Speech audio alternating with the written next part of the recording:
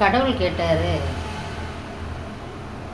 உங்களுடைய சிறப்பு அம்சங்கள் என்னன்னு தெரியுமான்னு மனித உயிர்கள்கிட்ட கேட்குறார். தெரியல அப்படின்னு அந்த மகான் சொன்னார். அப்போ அந்த தெய்வம் என்ன சொல்லிச்சான், ஒரு மனிதனுடைய நல்ல பகுதியை கொண்டு வந்து என்கிட்ட காட்டு அப்படின்னு சொன்னாராம். உடனே அவர் போய் ஒரு மனிதனுடைய நாக்கும் அவனுடைய இதயத்தை எடுத்துகிட்டு வந்து காமிச்சாங்க.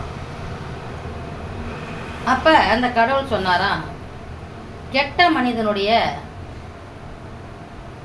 அங்கத்தில் இருந்து ஒரு பாகத்தை கொண்டு வா அப்படின்னு சொன்னாராம். அவர் மறுபடியும் போயிட்டு அவருடைய ஒரு நாக்கையும் இதயத்தையும் கொண்டு வந்து வச்சாராம். என்னப்பா உனக்கு இதுதான் தெரிஞ்சதா, இதையே கொண்டு வந்து தரியே அப்படின்னு கேட்டாராம். இல்லைம்மா, எனக்கு எதை எடுக்கிறதுன்னு தெரியல, அதனால் இது ரெண்டுத்தையுமே கொண்டு வந்துட்டேன் அப்படின்னு அவர் சொன்னார். நீ தெரியாமல் கொண்டு வரல, நீ தெரிஞ்சு தான் கொண்டு வந்திருக்க.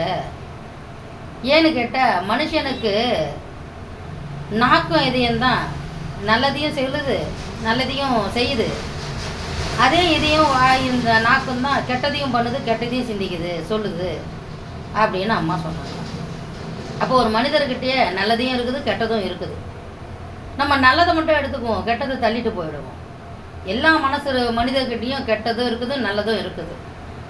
அது அறிவுபூர்வமாக உட்காந்து யோசிக்கும் போது நம்மளுக்கு அது செயல்படுது. இதை செஞ்சால் நல்லது, இதை செஞ்சால் கெட்டதுன்னு. ஆனால் அறிவே இல்லாதவன் என்ன பண்ணுவான், அவனுக்கு என்ன பண்ணணும்னு தோணுதோ அதை செஞ்சுட்டு போயிட்டே இருப்பான். யோசிக்கிற தன்மை அவனுக்கு கிடையாது. இதனால் உங்களுக்கு என்ன சொல்கிறேன்னா, கோபம் தான் முதல்ல எதிரி. கோபத்தை குறைங்க, யோசிங்க, உட்காந்து நிதானத்தோடு யோசிக்கும் போது பல உண்மைகள் நம்மளுக்கு விளங்கும். அந்த விளங்கி நம்ம செய்யும் போது அது அறிவுபூர்வமாக மற்றவங்களுக்கும் அதை சந்தோஷத்தை கொடுக்கும்.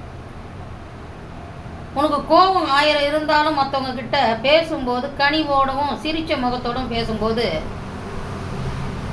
நன்மைகளை உண்டாகிறதுக்கு நிறைய வாய்ப்புகள் இருக்குது.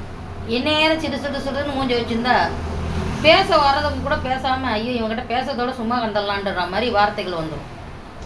ஐயோ அவர் கோபமாக இருந்தால் கூட பேசும்போது ஒரு தன்மை இருக்கும், ஒரு சிரிப்பு இருக்கும், ஒரு அரவணைப்பு இருக்குன்ற பேச்சுக்கு இடம் இல்லாத அங்கே போயிடும்.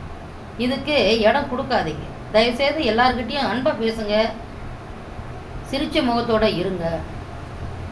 எல்லார் மனிதருக்கும் கோபம் இருக்கும், பிரச்சனைகள் இருக்குது. அதெல்லாம் ஒரு நிமிஷம் தள்ளி வச்சுட்டு சிரிங்க. ரொம்ப பேர் சிரிக்க மறந்துட்டோம், சிரிங்க.